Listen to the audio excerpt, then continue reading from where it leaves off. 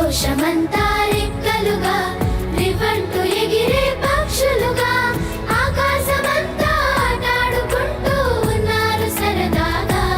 ఒకరేమో సీను ఒకరేమో చున్ను కలిసారే ప్రాణంగా కురిసారే వర్షంగా పాటేమో సీను పాటేమో చున్ను ఒకటై ఎదిగారే మధురంగా.